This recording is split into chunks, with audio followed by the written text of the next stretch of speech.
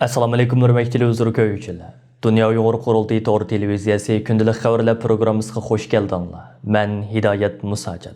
Bugun 9-oyning 29 kuni chorshanba. Hammalarning shu vaqtda xayrlik bo'lsin.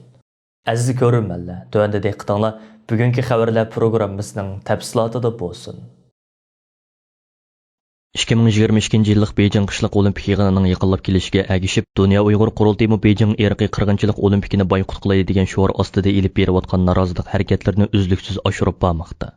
4-oktyabr kuni Dunya Uyghur Qurultiyi, Dunya xatar ostidagi millatlarni qo'g'dash tashkiloti, Xalqaro kishilik huquq tashkiloti, Yevropa Sharq Turkiston birligi, Ilhom to'xtini qo'llash gruppasi, Ingolstadt Uyg'urlarning kishilik huquqini qo'g'dash tashkiloti, Germaniya Tibet harakati tashkiloti, Germaniya Hong Kongliklarni qo'g'dash tashkiloti, Germaniya Falun Gong markazi qatorliq 9 tashkilot birlikda 2022 yillik Beijing qishliq olimpik yig'inining sponsorlarining biri bo'lgan dunyodagi eng chong sug'urta shirkatlarining biri Olli Sirktining Myunxen shahridagi markazi oldida zo'r ko'lamli norozilik namoyishi o'tkazishga hozirlanmoqda. Dunya Uyg'ur Qurultiyi markazi ishxonasining stansimizga bildirishcha 4-oktyabr Berlin vaqti 3 soat 13 da boshlanadigan va 3 soat davom qiladigan bu qitimqi birlashma namoyishga Germaniya parlamentining ba'zi a'zolari, Germaniyaning tonilgan arboblari va tanharakatchilari, xalqaro kishilik huquq tashkilotlarining mas'ullari ishtirok qiladi. Bularning ichida dunyoga tonilgan va hozirga qadar olimpik va dunyo musobaqalarida 20 dan ortiq oltin medalga erishgan chang'i telish moyiri Felix Neuter apandimi bor bo'lib, bu qitimqi namoyish Germaniyaning davlat televiziyasi ERD tarafidan naq maydondan bevosita tarqatiladi.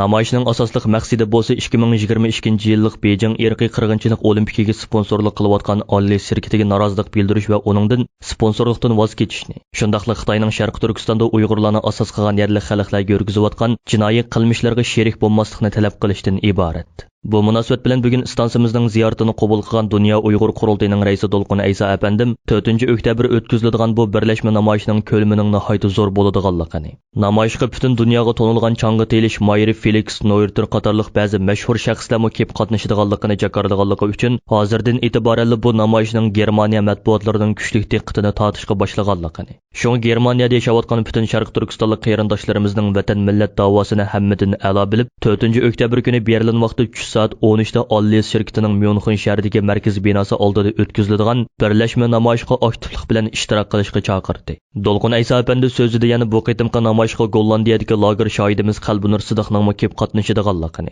shunga Germaniyaga qo'shni alladagi sharoit yor bergan qarindoshlarimizning kelib qatnashishini orzu qiladiganligini ta'kidlab o'tdi. Dunyoning eng zo'r sug'urta va mablag' silish shirkati hisoblangan Ollinis shirkati 1890-yili qurilgan 125 yillik tarixga ega nopuzliq shirkatlarning biri bo'lib, uning 2022 yili Beijingda o'tkaziladigan qishliq olimpik yig'iniga sponsor bo'lishi ham Dunya Uyg'ur Qurultiyi boshchiligidagi Uyg'ur tashkilotlarining ham xalqaro kishilik huquq tashkilotlarining kuchli noroziligiga uchrab kelmoqda. Bu yil 11-oyning 13-kunidan 14-kunigacha Chexiyaning poytaxti Pragada o'tkaziladigan 7-navbatlik Dunya Uyg'ur Qurultiyining tayyorlik xizmatlari jiddiy ilib berilmoqda.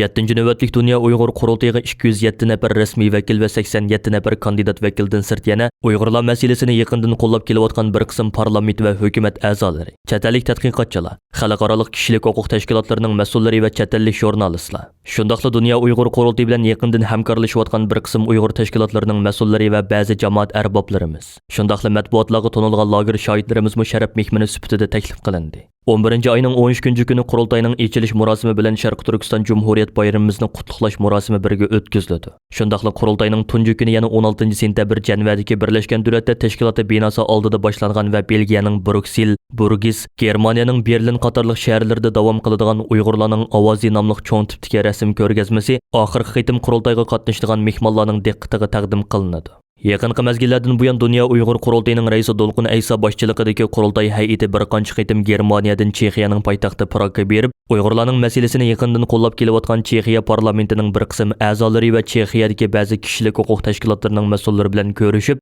bu yil Sharq Turkistonning Cumhuriyet kuni boshlanadigan 7-navbatlik Dunya Uyg'ur Qurultiyining tayyorlik xizmatlari haqida muzokara elib bordi. Shundaqla qurultay ichiladigan zal ham qurultay vakillari o'rinlashadigan mehmonxona, tamoq qatorliq masalalar haqida tafsiliy o'rinlashtirish elib bordi. Dolqun Aysa Efendi bu munosabat bilan istansimizga qilgan so'zida Pragda o'tkaziladigan 7-navbatlik Dunya Uyg'ur qurultayining tayyorlik xizmatlarining jiddiy turda ilib berilayotganligini, Xitoy hokimiyatining hozirdan e'tiboran qurultayimizning o'tkazilishiga buzg'unchilik qilish uchun Chexiyada jiddiy harakat ilib berayotganligini va Chexiya hukumatiga bu vaqtda besim qilayotganligini, shundoq bo'lishiga qaramasdan Chexiyadagi Uyg'urlar masalasini qo'llab kelayotgan parlament a'zolari va kishilik huquq tashkilotlarining o'zligidan safarbarlikka kelib, Dunya Uyg'ur qurultayiga zich hamkorlashgan holda 7-navbatlik qurultayining turli konkret tayyorlik xizmatlarini qanot yoydirayotganligini, Chexiyadagi munosabatlik hukumat organlari va Prag shaharlik hukumatning 7-navbatlik Dunya Uyg'ur qurultayi vakillarining Chexiyaga to'salg'usiz holda kelishi uchun diplomatik harakat ilib berayotganligini, 7-navbatlik qurultayining bexatar va tartibli holda o'tkazilishi uchun qurultay jarayonida Chexiyadagi ba'zi omonlik saqlash shirkatlaridan maxsus omonlik xodimlari kiralanadiganligini bayon qildi. 7-navbatlik Dunya Uyg'ur qurultayi tayyorlik komitetining raisi Parat Yo'ronqash apandimning istansimizga bildirishicha, 30 davlatdan 7-navbatlik Dunya Uyg'ur qurultayiga yangidan saylab chiqilgan 207 nafar rasmiy vakilni qurultay qaramog'idagi 16 xizmat komitetiga doimiy a'zolikqa taqsim qilish jiddiy ilib berilayotgan bo'lib, undan boshqa yana vakillarimiz Dunya Uyg'ur qurultayining har qaysi organlariga o'zlarini bas-basda rahbarlikka nomzod ko'rsatishga boshlagan. Qurultay rahbarligiga nomzod bo'lg'uvchilarga qo'yiladigan shartlar, saylanadigan organlar va bu organlarning salohiyati va xizmat doirasi haqidagi materiallarning, shundaqla nomzodlik jadvalining qurultay tayyorlik komiteti nomzodlar komissiyoni tarafidan vakillarga yetkazib berilganligini ta'kidlab o'tgan Parat Yo'ronqash apandim, 7-navbatlik Dunya Uyg'ur qurultayida qurultay qaramog'idagi har qaysi organlarning mas'ullarining qurultay vakillari tarafidan o'zini oldin nomzodlikka ko'rsatgan rasmiy vakillar ichidan demokratik usulda ovoz berish orqali saylab chiqiladiganligini bildirdi. G'arb matbuotlarida ko'rsatilishicha 13-sentabr Janvada boshlangan Birlashgan Davlatlar Tashkiloti Kishilik huquq oliy kengashining 48-navbatlik umumiy yig'ini jarayonida Uyg'urlar masalasi sababli Amerika boshliq bir qism g'arb allari bilan Xitoy boshliq bir qism mustabid davlatlar orasida kuchli surkilish paydo bo'lgan. Amerika va Birlashgan Davlatlar Tashkilotida kuzatuvchilik salohiyatiga erishgan ba'zi kishilik huquq tashkilotlarining Xitoyning Uyg'urlarga yurgizayotgan vahshiy siyosatini va Hong Kongdagi demokratik harakatlarning bostirilishini qattiq ayblagan. Xitoyning Birlashgan Davlatlar Tashkilotidagi bosh elchisi qaytarma hujumiga o'tib, diplomatik nazokatlardan halqagan bir talaffuzda qarshi tarafni haqoratlagan hamda Amerikani insoniyatga qarshi jinoyat va irqiy qirg'inchilik o'tkazdi deb ayblagan. Bu voqea xalqaro Xitoyning Uyg'urlar ustidan yurgizayotgan irqiy qirg'inchilik va insoniyatga qarshi jinoyatlarini ayblab sadolari davom qilayotgan bir mezgilda yuz bergan. Germaniya xəvərlər televiziyasi qanlı bo'lgan NTV'ning 27-sentabr e'lon qilgan Birlashgan Davlatlar Tashkiloti kishilik huquq kengashidagi surkilish, Xitoy Amerikani irqiy qirg'inchilik bilan aybladi nomli xabarga asoslanganda, shu kunidagi umumiy yig'inda Amerika boshliq bir qism g'arb davlatlari Uyg'urlar masalasini o'tirg'a qo'yib, Xitoyning Uyg'urlar ustidan elib berayotgan bostirish siyosatlarga bo'lgan noroziliklarini ifodalagan. Bir qism hukumatsiz tashkilotlar Xitoyning kishilik huquq tafsandichiliklarini qattiq tanqid qilgan. Biroq Xitoyning Birlashgan Davlatlar Tashkilotida turishliq bosh elchisi diplomat qoidalardan halqagan bir shaklda Amerika tarafining tanqidlarini razillik deb haqoratlab qolmay, Xitoyni ayblagan hukumatsiz tashkilotlarga hujum qilib, ularni zo'ravon terrorchi unsurlar va bo'lgunchi unsurlar deb atagan. Xabarda mundaq bayon qilinadi.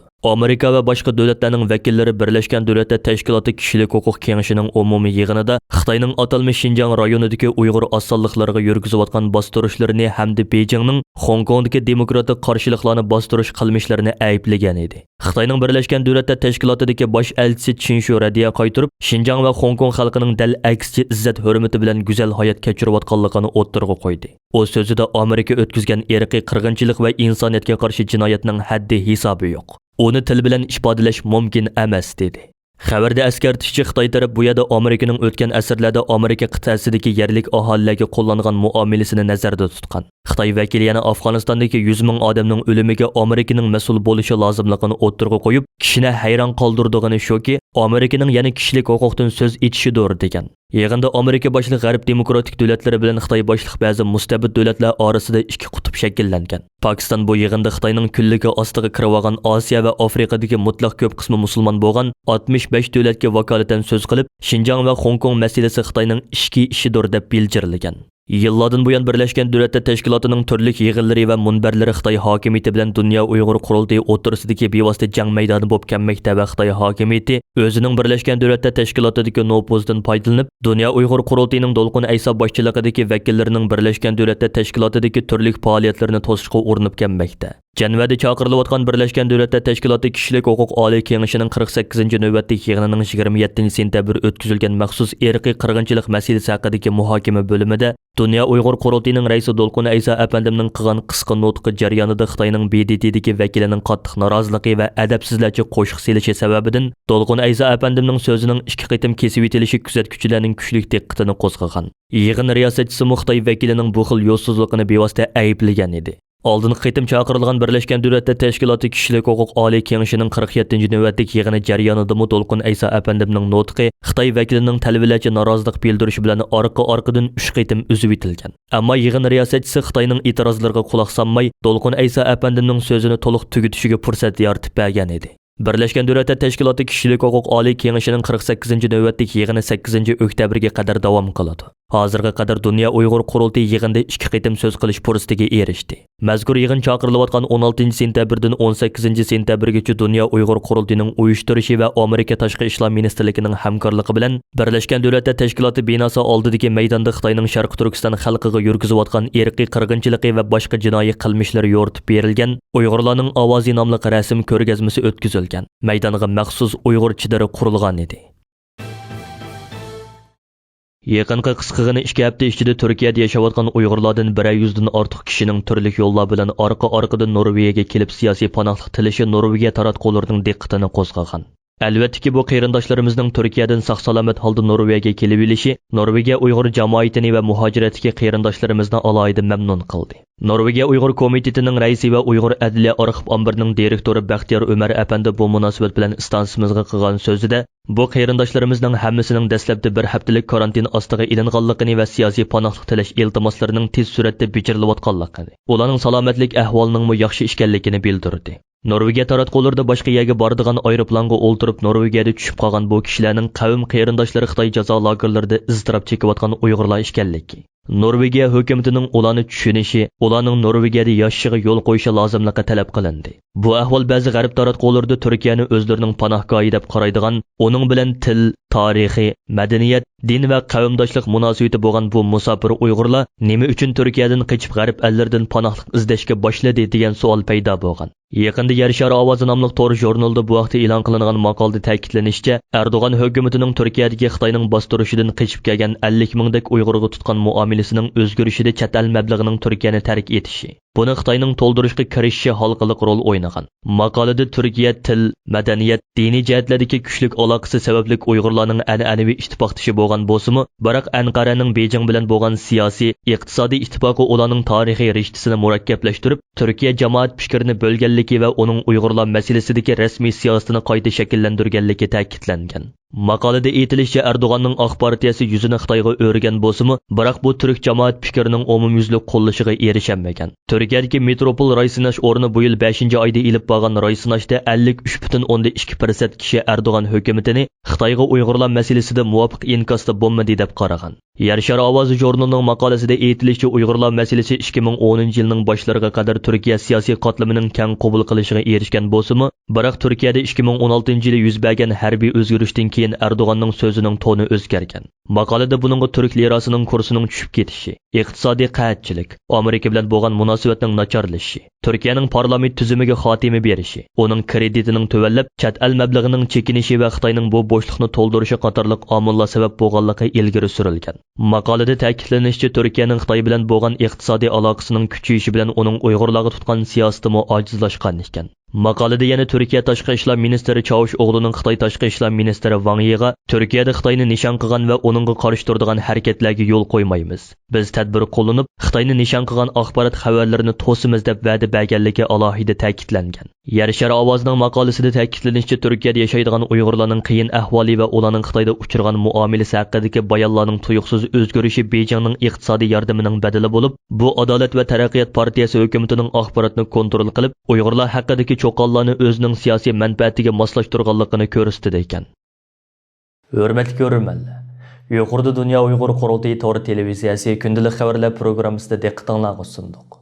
Keyin qaytamliq proqramimizni ko'rishaylik. Ko'rishgacha omon bo'lgaysizlar. Xayr xo'sh.